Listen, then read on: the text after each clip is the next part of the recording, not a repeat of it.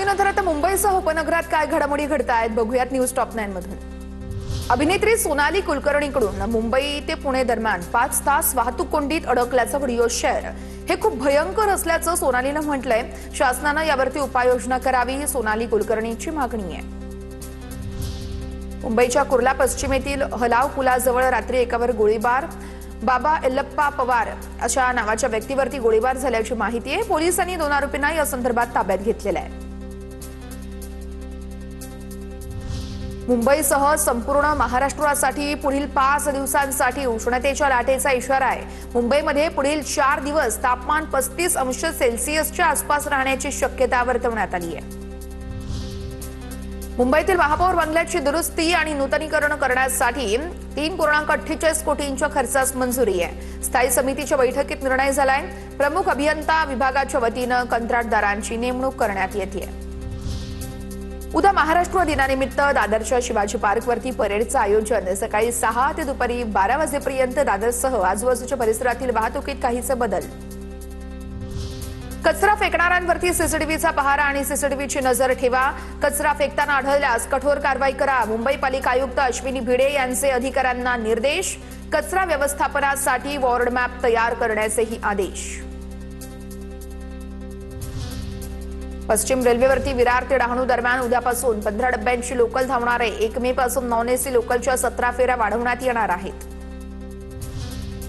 मीरा भाईंदर पोलिसांकडून 18 गुन्हे दाखल करत 23 ड्रग्ज तस्करांना अटक। पोलीस आयुक्त निकेत कौशिक यांच्या आदेशान्वये कारवाई। 1.4 कोटी रुपये किमतीचा मुद्देमालही जप्त। नवी मुंबई बाजार समितीत 2 दिवस 639 टन कलिंगडाची आवक।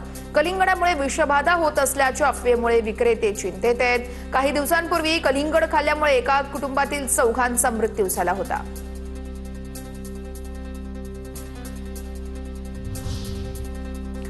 आता आपण जाऊयात पुणे जिल्ह्यात, त्या ठिकाणी काय घडतंय बघूयात न्यूज टॉप 9 मधून।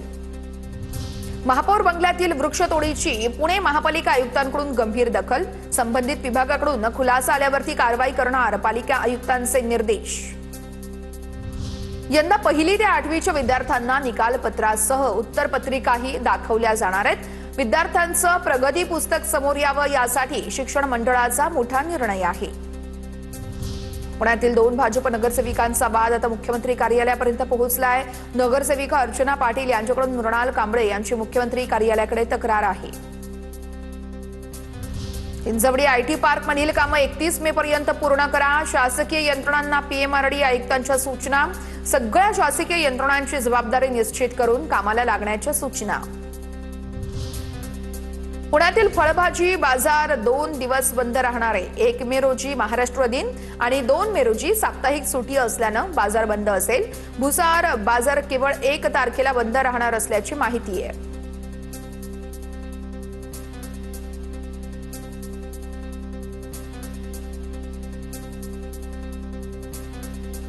1 मे आणि 2 मे रोजी फळभाजी बाजार हा बंद असणार आहे।